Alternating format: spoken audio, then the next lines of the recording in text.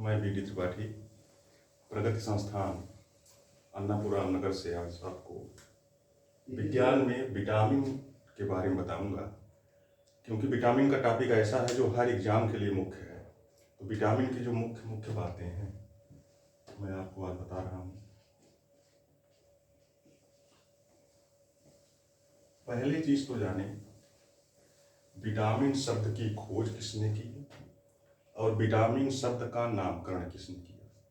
पहला यहीं से प्रश्न आता है कि विटामिन शब्द के जो खोजकर्ता माने जाते हैं वो लुंगिन होता है। ये विटामिन शब्द के खोजकर्ता हैं और विटामिन शब्द के नाम का प्रतिपादन विटामिन नाम का प्रतिपादन माना जाता है कि सर्वप्रथम फंक महोदय या कहीं कहीं कुछ लोग उच्चारण करते हैं फुंक महोदय 1912 ईस्वी में किया था। यदि विटामिन सिद्धांत का प्रतिपादन पूछे विटामिन सिद्धांत किसने दिया, तो विटामिन सिद्धांत जो दिया था उसमें नाम आता है Hawkins and Funk. Hawkins and Funk. तो तीन चीजें याद रखना है। विटामिन के खोजकर्ता लुंगिन महोदय है। विटामिन शब्द का सबसे पहले प्रतिपादन फंक या फुंक ने किया था और विटामिन सिद्धांत जो है वो हॉकिंस एंड फुंक ने दिया था। अब जाने विटामिन का जो वर्गीकरण किया गया है मुख्य रूप से दो आधारों पर। पहला जो आधार बनाया गया है वो है वसा में घुलनशील विटामिन और दूसरा जो आधार बनाया गया है वो है जल में घुलनशील। वसा में घुलनशील और जल में घुलनशील।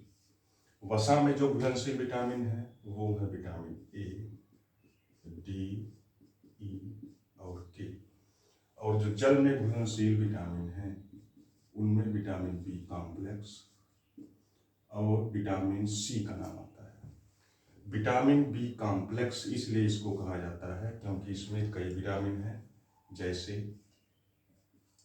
Vitamin B1, vitamin B2, vitamin B3, 4 नहीं है, vitamin B5, B6, vitamin B7, B9 और B12।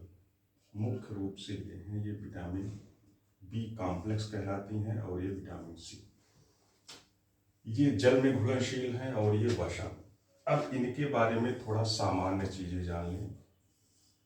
पहला चीज जान लें कि जो वसा में घुलनशील विटामिन है ये अल्प मात्रा में यकृत में संचित रहती है। ये अल्प मात्रा में यकृत में संचित रहती है, इसीलिए इसकी जब अधिकता हो जाती है या इसको आवश्यकता से ज्यादा खा लिया जाता है तो विटामिन की अधिकता भी हो जाती है, जिसको कहते हैं हाइपर विटामिज्म।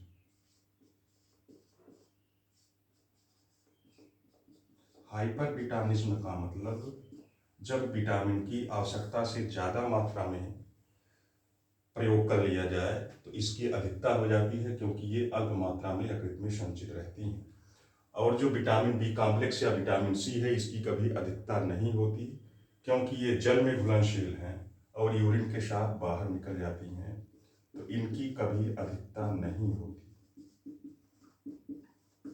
इनकी कभी अधिकता नहीं होती क्योंकि ये यूरिन के साथ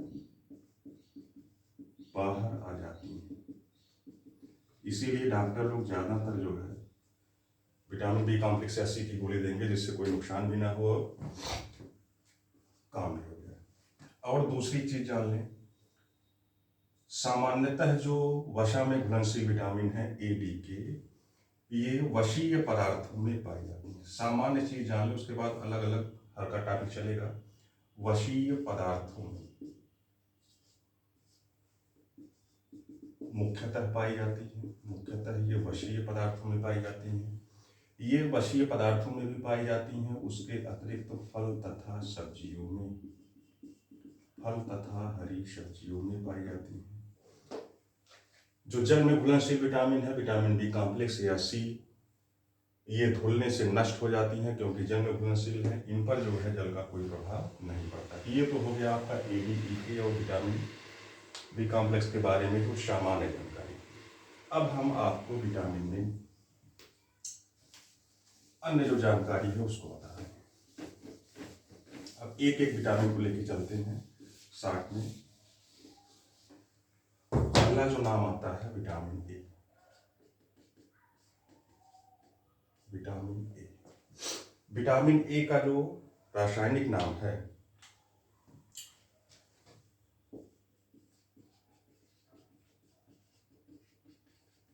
वो है रेटिनॉल। विटामिन ए रासायनिक नाम रेटिनॉल। इसका जो मुख्य स्रोत है, मुख्य स्रोत गाजर, आम। ये आम वाला एक बार क्वेश्चन पूछा था, इसमें कौन सी विटामिन पाई जाती है? Vitamin A. गाजर, आम, गोल्डन राइस, ये जीएम सीड में आता है, जेनेटिकली मॉडिफाइड सीड।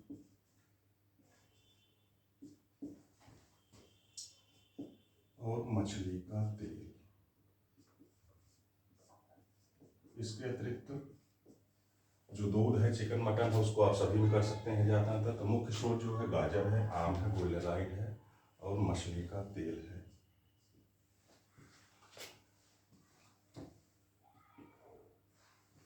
अब जान लें इसकी कमी से जो होने वाला रोग है, कमी से होने वाला रोग।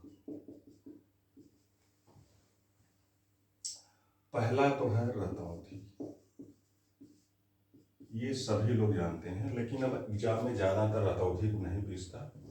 उसके अतिरिक्त भी जो कमी से होने वाले लोग हैं उसको जानिए। दूसरा पहला रतौंधी, दूसरा है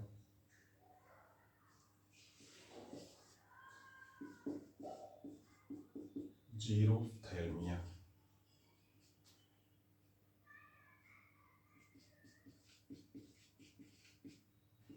और तीसरा है राइनोडर्मा। रतौंधी का मतलब कम प्रकाश में नहीं दिखता, कम प्रकाश में नहीं दिखता। जीरोथैल्मिया में आंखें शुष्क हो जाती हैं, आंखें शुष्क हो जाती हैं। और जो राइनोडर्मा है, जहां भी डर्मा शब्द आ जाए साइंस में समझिए वो त्वचा रोग है। तो ये त्वचा से संबंधित, राइनोडर्मा जो है वो त्वचा से संबंधित रोग है। जीरोथैल्मिया के बारे में थोड़ा सा जान लें। ये जो शब्द है जीरो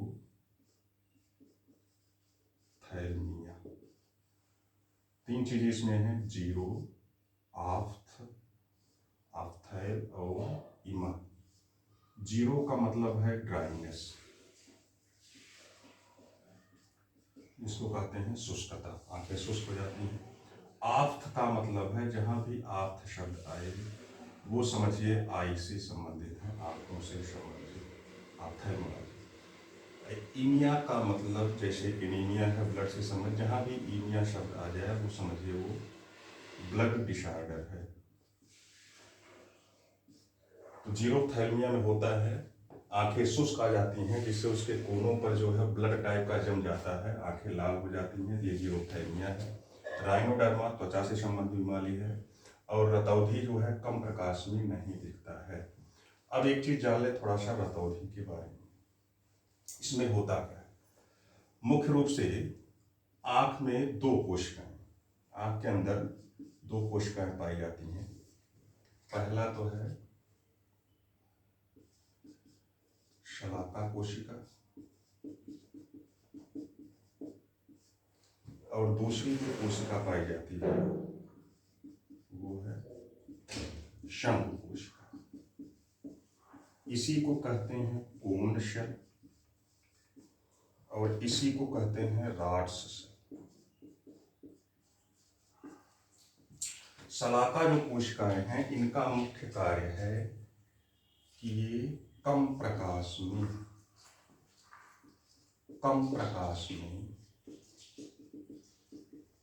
देखने में मदद करती हैं। इनका मुख्य कार्य कम प्रकाश में देखने में मदद करना है। और जो संघ कोशिका है, इनका जो मुख्य कार्य होता है रंगों की पहचान करना, रंगों की पहचान करना। संघ कोशिका में जब कोई विकार आता है या संघ कोशिका का विकास नहीं होता, तो इससे जो रोग होता है उसको कहते हैं वर्णांधता। रंगों को पहचानने में दिक्कत, वर्णांधता रोग, ये संघ कोशिका से होता है।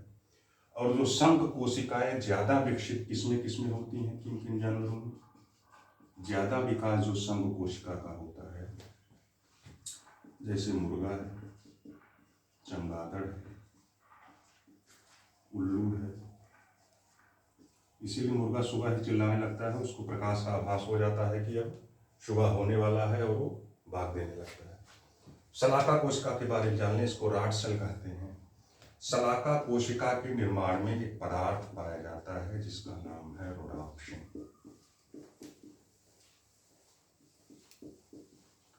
राड सेल से इसको कोलगेट कर लें, राड सेल मतलब रोडाप्सिन। अब इस रोडाप्सिन के निर्माण में मुख्य रूप से सहायक है विटामिन ए। जब विटामिन ए की कमी होती है तो रोडाप्सिन का निर्माण कम होगा। रोडाप्सिन का निर्माण कम होगा तो शलाका कोशिकाएं कम विकसित होंगी और मनुष्य कम प्रकाश में नहीं देख पाएगा। इसी को कहते हैं रतौंधी। ये विटामिन ए से संबंधित है। इसमें विटामिन ए की कोई भूमिका नहीं है, वर्णांधता। इसीलिए विटामिन ए से संबंधित 3 चीज जान ले, रतौंधी, जीरोप्थैल्मिया और राइनोडर्मा। और एक चीज जान ले विटामिन ए के बारे में। विटामिन ए को